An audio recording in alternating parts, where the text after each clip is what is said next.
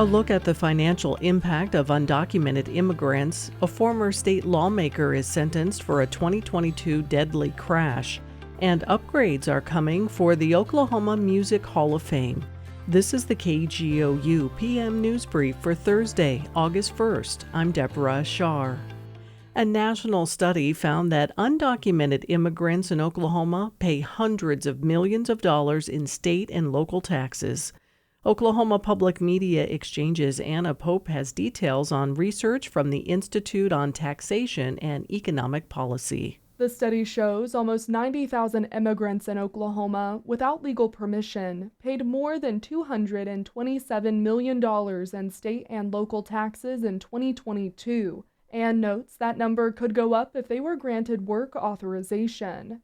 Gabriela Ramirez-Perez is Oklahoma Policy Institute's immigration policy analyst. She says the report found those immigrants pay taxes for programs like Medicare, but are barred from getting the benefit. It really tackles the persistent myth that undocumented immigrants don't pay taxes by countering it with clear data that shows that undocumented immigrants, in fact, do pay taxes and contribute significantly to our communities. Undocumented immigrants in the state largely work in areas like food services, construction, and manufacturing. In Oklahoma City, I'm Anna Pope. The State Board of Education decided against suspending the teaching certificates of several Oklahoma educators at Wednesday's board meeting. State Impact's Beth Wallace reports that came despite State Superintendent Ryan Walters' comments at the beginning of the meeting. According to the meeting agenda, 4 teachers were up for a vote to suspend their teaching certificates. One of those, Ardmore teacher Allison Scott, made headlines when ex-account Libs of TikTok posted a screenshot of her social media comment regarding former President Donald Trump's assassination attempt, saying she wished the shooter had a better scope. Walters addressed the issue at the top of the meeting. No one will be allowed to teach in the state of Oklahoma if they advocate the assassination of President Trump or any elected official. Another teacher, Reagan Killacky, is an outspoken critic of House Bill 1775, Oklahoma's so-called critical race theory ban. The Edmond teacher is also a plaintiff in the ACLU lawsuit over the law. But after executive session, the board instead voted to allow the teachers to go through normal due process and be sent to a hearing officer, meaning for now they keep their teaching certificates. For State Impact, I'm Beth Wallace. A former state representative was sentenced to more than 3 years in federal prison for involuntary manslaughter. KGOU's Hannah France reports. Dan Kirby, a former Republican representative from Tulsa and Eufaula City Council member, was sentenced to 41 months in federal prison on Monday.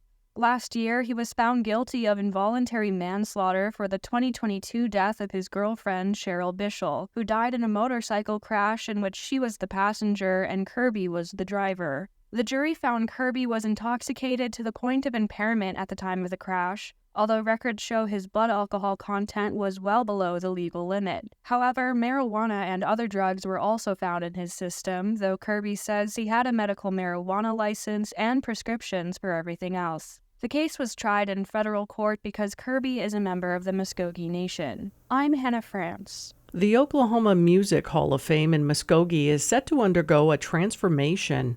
Oklahoma Public Media Exchange's Anusha Fathe-Pure has more on the $2.4 million project. Lieutenant Governor Matt Pinnell, Muskogee Mayor Patrick Hale, and members of the Oklahoma Music Hall of Fame came together to unveil a rebranding and renovation project for the historic building. 2 Oklahoma design firms are collaborating on the project to modernize the space and create an immersive experience for visitors to connect with Oklahoma through its musical stories.